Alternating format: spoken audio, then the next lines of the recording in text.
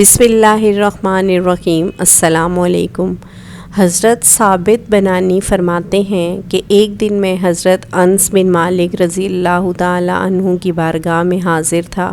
اتنے میں آپ کے بیٹے جو ابو بکر کے نام سے مشہور تھے جہاد سے واپس آئے۔ آپ نے ان سے جہاد کی روداد معلوم کرنا چاہی تو انہوں نے جہاد میں پیش آنے والے بہت سے واقعات بتاتے ہوئے کہا، ابا جان، کیا میں آپ کو اپنے ایک مجاہد ساتھی کی عجیب و غریب اور ایمان افروز حالت کے بارے میں نہ بتاؤں؟ حضرت انس رضی اللہ عنہ نے فرمایا، ضرور بتاؤ۔ کہا، ہمارے لشکر میں ایک خوبرو نوجوان بھی تھا۔ جب ہم دشمن کے بالکل سامنے پہنچ گئے تو حملے کی تیاری میں مصروف ہو گئے۔ اتنے میں اس نوجوان کے یہ الفاظ فضا میں گونجے، واہ میری زوجہ اینا، کیسی دلکشی ہے تم میں، واہ میری زوجہ اینا، کیا حسن پایا ہے تم نے۔ یہ آواز سن کر ہم فوراً اس کی طرف دوڑے۔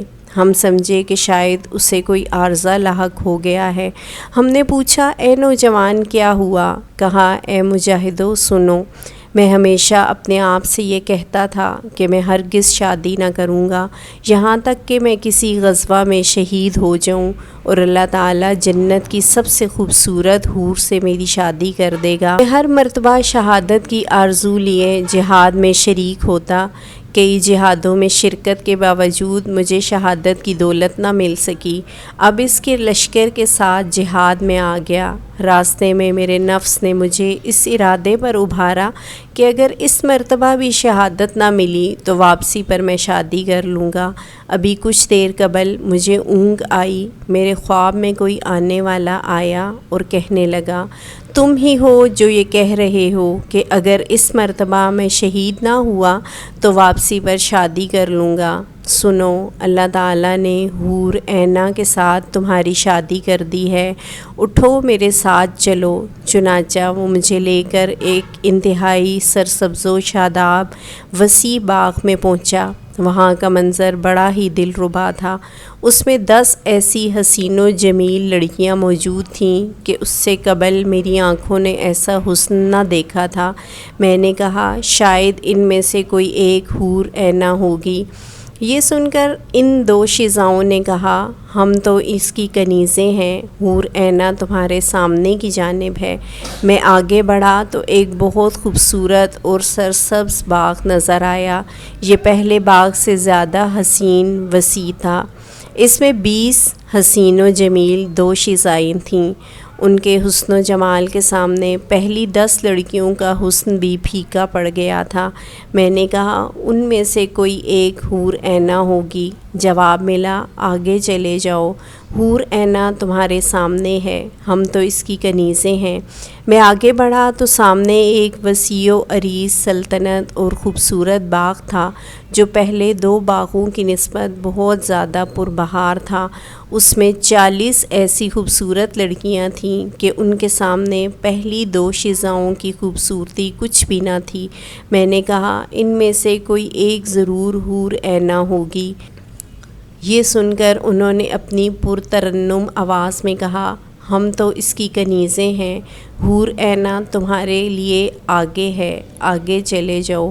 میں آگے بڑھا تو اپنے آپ کو یاقوت کے بنے ہوئے ایک خوبصورت کمرے میں پایا جس میں ایک تخت پر سابقہ تمام لڑکیوں سے زیادہ حسین و جمیل نوجوان 2 شیزہ موجود تھی۔ اس کا حسن آنکھوں کو خیرہ کر رہا تھا۔ وہ بڑی شان و شوکت سے تخت پر بیٹھی میری جانب دیکھ رہی تھی۔ میں نے بے تاب ہو کر پوچھا، کیا تم ہی حور اینا ہو؟ اس نے اپنی خوبصورت آواز میں کہا، خوش آمدید، میں ہی حور اینا ہوں۔ یہ سن کر میں نے اسے چھونے کے لیے ہاتھ بڑھایا تو اس کی مترنم آواز گونجی، ٹھہر جائیے، ابھی آپ کے اندر روح موجود ہے، کچھ انتظار کیجیے، انشاءاللہ آج افطاری ہمارے ساتھ کریں گے۔ میں ابھی اس ہوش ربا منظر میں ہی گم تھا کہ میری آنکھ کھل گئی۔ بس اب میں بہت جلد وہاں پہنچنے والا ہوں۔ نوجوان نے اپنی بات ختم ہی کی تھی کہ منادی نے پکار کر کہا، اے اللہ کے شہ سوارو، دشمن پر حملہ کرنے کا وقت آ گیا۔ اللہ کا نام لے کر اسلام کے دشمنوں پر ٹوٹ پڑو۔ یہ سن کر ہم دشمنوں کے مقابلے میں صفیں بنا کر دیوار کی طرح کھڑے ہو گئے۔ وہ نوجوان بڑی بے جگری سے دشمنوں سے نبرد آزما تھا۔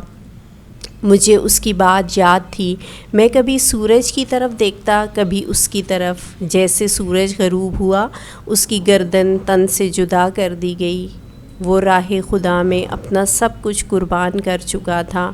میں نہیں جانتا کہ سورج پہلے غروب ہوا یا وہ نوجوان پہلے شہید ہوا۔ یقیناً اس نے افطاری حور عینہ کے ساتھ ہی کی ہوگی۔ حضرت انس بن مالک رضی اللہ عنہ نے جب اپنے بیٹے کی زبانی اس نوجوان کی ایمان افروز کہانی سنی تو بے ساختہ دعا گو ہوئے، اللہ کی رحمت ہو اس مجاہد پر۔